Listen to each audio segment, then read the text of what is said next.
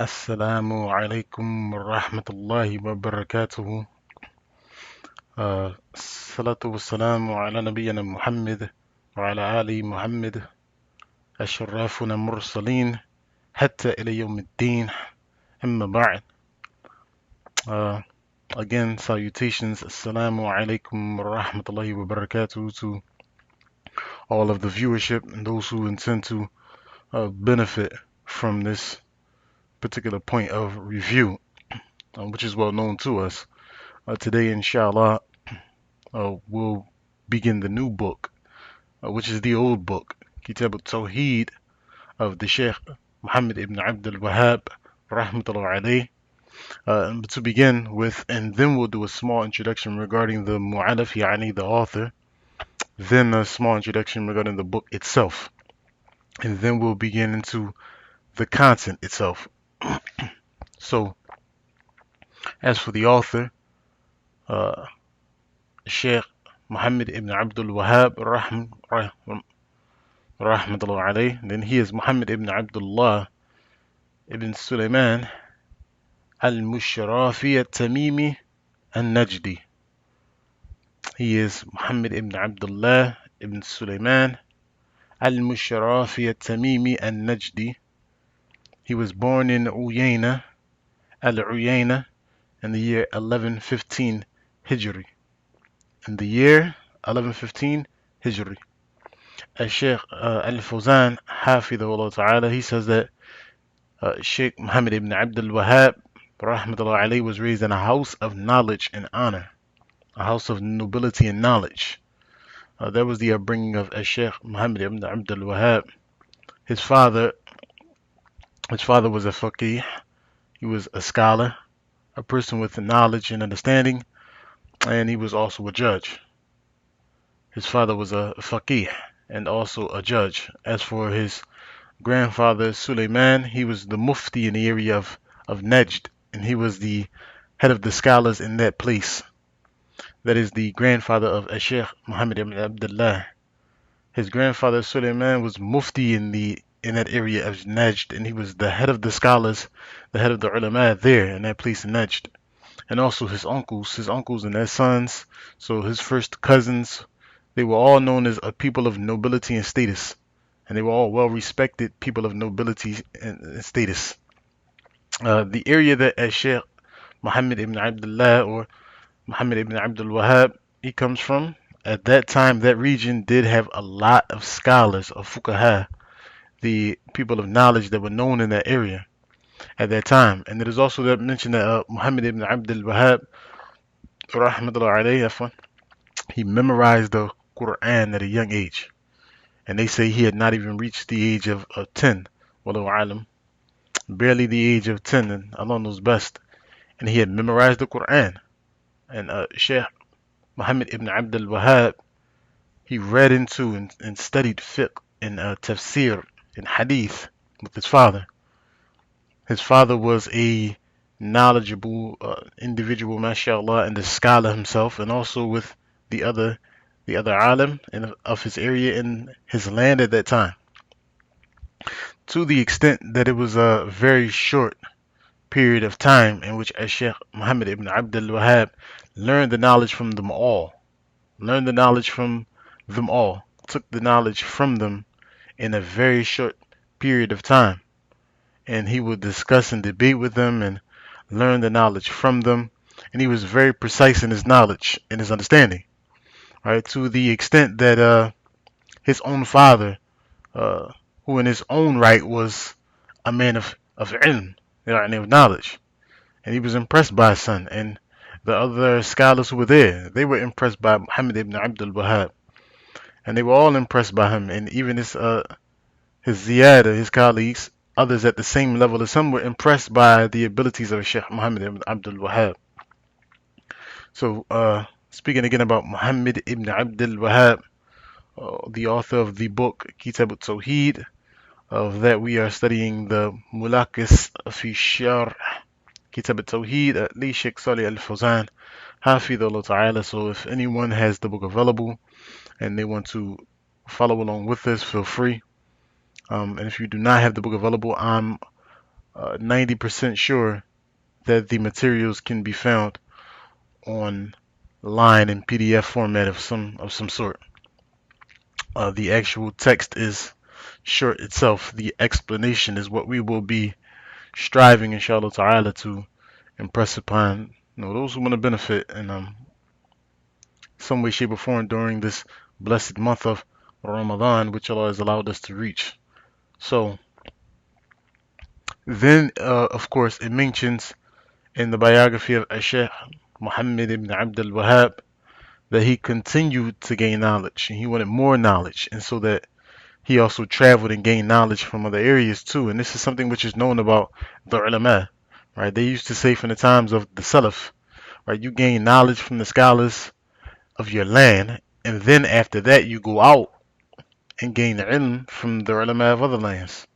So you gain knowledge from the scholars in your land first, and then you go out after that, having obtained that knowledge from the land in which you live.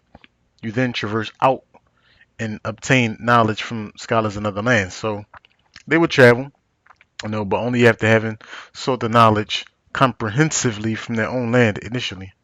So as Sheikh Muhammad ibn Abdul Wahhab, rahmatullah alayhi, he similarly traveled and gained the knowledge, what is known about his time.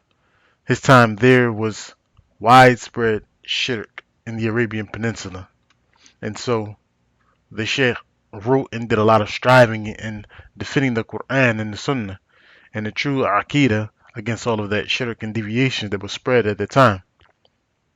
And there was a lot of grave worshipping at the time. That was right at the time, a lot of deviated beliefs revolving around seeking shafa'ah, revolving around the false types of tawassul that they used to do. And there were a lot of beliefs of that nature in that area at that time. So a lot of shrines that were built, tombs over the deceased, a lot of that was widespread during his time in the Arabian Peninsula. So he stood up and he did a lot of striving and clarifying the truth of the Quran and Sunnah to the people in the Arabian Peninsula at that time. And so he wrote a number of different books in clarification of those affairs, right? Clarifying the reality of Tawhid and warning against the shirk from these people. And from the most famous of them, those kutub that he wrote, that he authored, is this book that we will be going through, the book known as Kitab at-Tawhid, famously, the book of Tawhid. And this is one of his books amongst many others. There are some others that we've covered also in the past in our studies, books like Kashfu Shubuhat.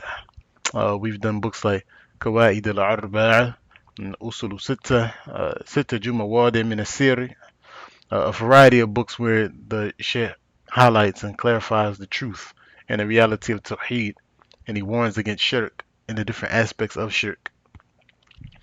This book, Kitab at-Tawhid, is one of the most comprehensive because it's made up of a collection of chapters. And when we say a selection, we mean over 50, 60 chapters, and each chapter discusses one element of Tawheed and shirk.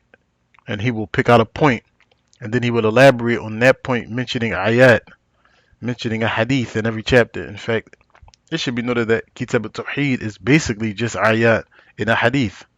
So what you see here in the explanation, these are explanations when you see them as big as Mulakhis fi Shar Kitab at-Tawhid is. The book Kitab at-Tawhid is barely a few pages. Right, barely a few pages compared to the explanations, the shuruh. Right? So here is just ayat in a hadith, and then some statements of the Salaf, some points of the Masail. But the reality is that the core of the book is nothing more than ayat and a hadith, which is why the ulama, they say that this book, it's not like you can refute it and say, Sheikh Muhammad ibn Abdul Wahhab, rahimahullah ta'ala, this is his book and his work and his opinion. It is not his opinions in the book. It's not him writing his own thoughts in the book. All he's done here is a compilation of ayat, proving clear points of Tawheed and refuting shirk, a combination of a hadith proving clear points of Tawheed and warning against shirk. Right? And that's why one of the scholars, Sheikh Ali Nasr al-Faqihi, on one occasion he said he took this book to teach in a country in Africa.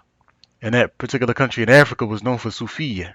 and it was widespread Sufiya, and they hated Muhammad ibn Abdul Wahhab, rahmatullah alayhi. So when he went there for a conference, he said he taught the book of Sheikh Muhammad ibn Abdul Wahhab, but he didn't tell them that this book that he was teaching is Kitab at-Tawhid of Sheikh Muhammad ibn Abdul Wahhab.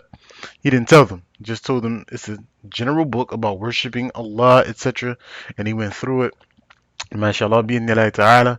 And at the end of the conference, at the end of the seminar week, 2 weeks or whatever it was, the people they began to ask, what's this book that you're reading from? What is this particular book that you've been going through? What's the name of it? Who authored it exactly? And he said at the end, and he told them that we've been doing for the last 2 weeks, 3 weeks, whatever it was, that it is Kitab al-Tawhid, written by Sheikh Muhammad ibn Abdul Wahhab, rahmatullah alayhi. And he said the people, they were amazed because they had loved the lessons for those 2 or 3 weeks, right? Everything clear, worshiping Allah alone, not associating partners, not calling upon the dead, wadah, right? Clear. They loved it. And so the Sheikh said that they were amazed that this is the Aqidah of Sheikh Muhammad ibn Abdul Wahhab. And he said many of them, they accepted and they understood the reality now, and they dropped all of their hatred for Muhammad ibn Abdul Wahhab after having realized that what he's teaching, this is what he was, this is what he wrote, this is what he compiled. Like, it's all truth. It's the worship of Allah alone, right? It's the abandonment of shirk. And so the Sheikh said that many of them, they accepted and they were overjoyed to love the reality of the da'wah to Sheikh Muhammad ibn Abdul Wahhab. So, that is a little bit regarding the book, regarding the author. But before we move into the actual first section of the book, Kitab al-Tawhid, we'll read through this small introduction that Sheikh Saalih ibn Fawzaan, al-Fawzaan, hafidhahullah ta'ala, wrote himself. The 2 pages we'll read through. If you want to take time to turn to the introduction of Sheikh Saalih al-Fawzaan, hafidhahullah ta'ala, in your books, we can all move on the same accord. I'll just give you a second to get that done.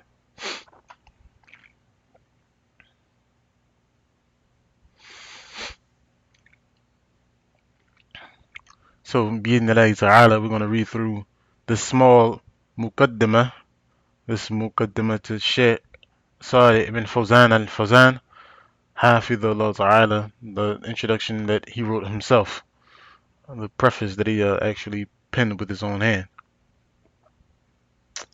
And he's introducing the book Kitab al-Tawhid, not that it needs any introduction, but by way of clarifying for the people exactly what it is that he intends to do with the work.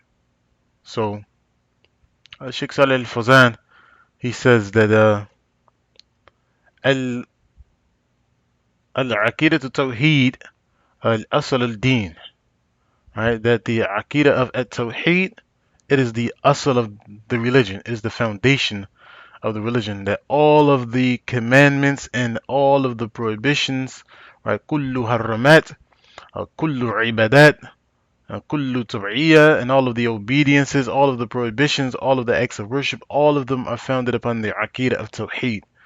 The Aqidah which is manifested in it, it is the sharh, the explanation of La ilaha illallah, that there is no deity worthy of worship in truth, bil haqq illallah, except Allah, wa anna Muhammad Rasulullah, and that Muhammad is the messenger of Allah.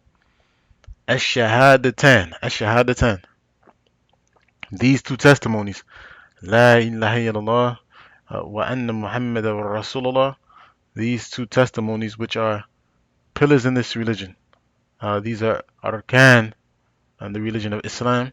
They are the first pillars from the pillars of this religion, rather.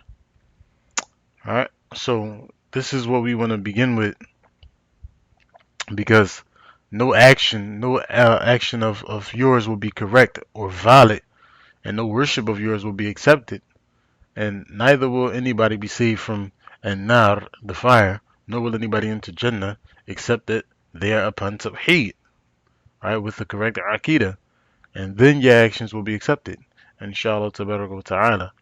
So then those people will enter Jannah, and then they will be saved from the nar, right? Then your obediences will be accepted. If you are upon Tawhid and sound Aqidah, right? So because of that, then the importance that the scholars gave to this aspect of uh, in the religion, the foundational aspect of Tawhid, was a huge amount of importance that they gave to it. It was a huge effort that they placed into this issue of at-Tawhid in the Aqidah, the way that we believe in a certain thing, and clarifying the reality of it, the haqiqatan, and warning against a shirk, because it, correct Aqidah and this Tawhid is what Allah subhanahu wa ta'ala uh, sends the messengers with, right? Allah says in the Quran that indeed we send to every ummah a messenger proclaiming worship Allah alone and wajtanibu taghut, and abandon the false deities that are worshipped besides the truth of Allah subhanahu wa ta'ala. So Allah sends the messengers, all of them with this, and the Lord revealed his books upon that. So when a person's aqidah or his belief base is sound, and it is upright and it is salih, then all of the rest of the affairs of the religion are sought from him on the basis and foundation. Meaning, if a person does not accept that basis and that foundation, he does not accept the shahadatan, those two statements, both of them, then even if they pray and they fast, وَكُلُّ غَيْرٍ, and everything else, it is not going to be يَقْبَلُ لَا يَقْبَلُ. Your worship, your actions, everything is based upon the soundness of your belief system, your foundation. Uh, Not that you have to rely upon the title of Salafi, that you do not have to ascribe yourself to Salafi by name. Uh, if a person does not decide to say that I'm Salafi, la bas, there's no problem in that. The ulama have already agreed upon the fact that the person is not obligated to title himself with anything concerning a particular people by name. He does not have to say I'm Salafi. However, he does have to uh, submerge himself in the Aqidah philosophy. He does have to be Salafi in belief. He does have to agree with the soundness and correctness of the way that the Salaf Salih, the companions of Rasulullah sallallahu alaihi wasallam, the Tabi'een and the Atba'u Tabi'een, the way that they understood the religion. He has to be in agreement with the correctness and the soundness of that, and the obligation to understand the religion the same way. So therefore, we understand that this Aqidah, this belief system, is the first thing that you give importance to before anything else. And that's an important point to remember, because when your Aqidah is sound, then you are directed towards the other aspects of worship and obedience. And that's proven in the narrations in the ayat, which we're going to cover. The famous ones, like when the Prophet sent Mu'adh ibn Jabal radiallahu anhu to Yemen, and he told him the first thing that you're going to call the people to is Tawheed. La ilaha illallah. If they accept that, you know, if they accept that, then tell them about the prayer. Then tell them about Salah. And then we'll come to those narrations, inshallah, ta'ala.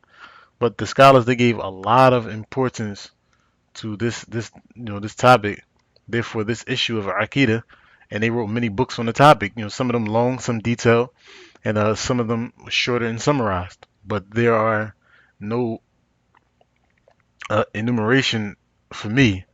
I'm not a scholar. I'm not an alim by any stretch of the imagination, of course. I'm not talib al-ilm by any stretch of the imagination. I'm not from amongst the min du'at by any stretch of the imagination. Uh, I have simply spent some time with some of our illustrious ulama, some time in Yemen, some time in Medina, and some time in Kuwait, uh, all due to the Mashiach of Allah strictly. But I have not the ability to tell you how many books the scholars have written about this issue of Aqidah. Long, detailed, like I said, some short, summarized. And so they named them somehow Kutub at-Tawhid. And many of the scholars, they named their books Kitab at-Tawhid. This book of sheikh Muhammad ibn Abdul Wahhab, rahmatullah alayhi, is not the only book known as Kitab at-Tawhid. Right? There are many books in the Islamic library known as Kitab at-Tawhid, and they named them as books of Aqidah. So some of them they named them as the books of Aqidah, and some of them are known as the books of As-Sunnah, right? Kutubu Sunnah, and books named Kitabu Sunnah. So these are all titles that were used for books that spoke about Aqidah and Tawheed, about the foundation of this religion. So then the sheikh says, amongst all of those books is this book that we have here, the book of Tawheed, Kitab al-Tawheed, by Sheikh Muhammad ibn Abdul Wahhab al-Mujaddid al-Sheikh, which is the right of Allah upon His servants. That's the title of the book, Kitab al-Tawheed. So this is the Tawheed that will be learned here. That is the right of Allah upon His servants. This is the right upon us toward Allah. Alright? So, Sheikh Muhammad ibn Abdul Wahhab, rahmatullah alayhi, he is the author, as we mentioned, and it was authored in the 12th century Hijri. In the 12th century Hijri, because as we said, Sheikh Muhammad uh, ibn Abdul Wahhab, he was born in 1115 Hijri. Born in 1115 Hijri. So, this is one of the most, and I appreciate the commentary.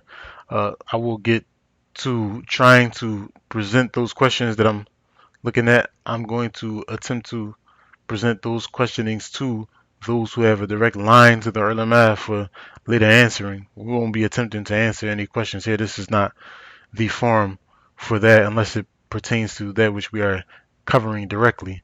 And Allah has given us the ability to do so. If not, we would just say La adri and Allahu alam and keep it pushing. Alright, so this is one of the most valuable books in the field of Aqidah because the author bases everything he says in the book, every bab, right? Kullu bab, upon purely ayat and ahadith, right? Kullaha, all of it. As you will see, like every chapter is just basically ayat and hadith. That is the whole book, right? And every chapter is based upon ayat and sunnah, and then some statements of the students of the people of knowledge, some narrations from the Salaf to add onto that also. So this book, it cannot be said that, this is just the personal authorship of Sheikh Muhammad ibn Abdul Wahhab, rahmatullah alayhi. Is not him writing. There is no personal speech. Rather, it is just a compilation, basically, of ayat and ahadith.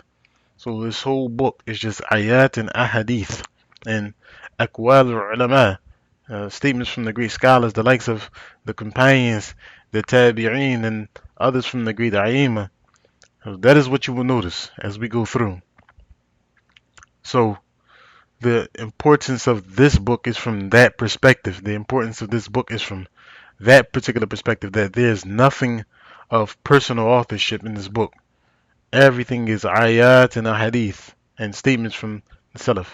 So nobody can say that this book is the speech of Sheikh Muhammad ibn Abdul Wahhab. This is just his authorship. This is his opinion. It's not like that. Rather, what is here is quotations of ayat from the Quran and a hadith from the books of Sunnah and the statements of the other great scholars who contributed in prior to Sheikh Muhammad ibn Abdul Wahhab having wrote this text.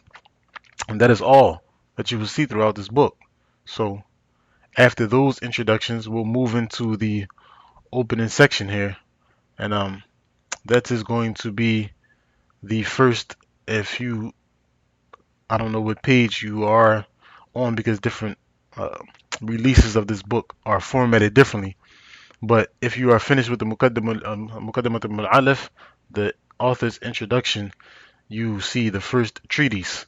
So that is going to be the second thing that we begin with.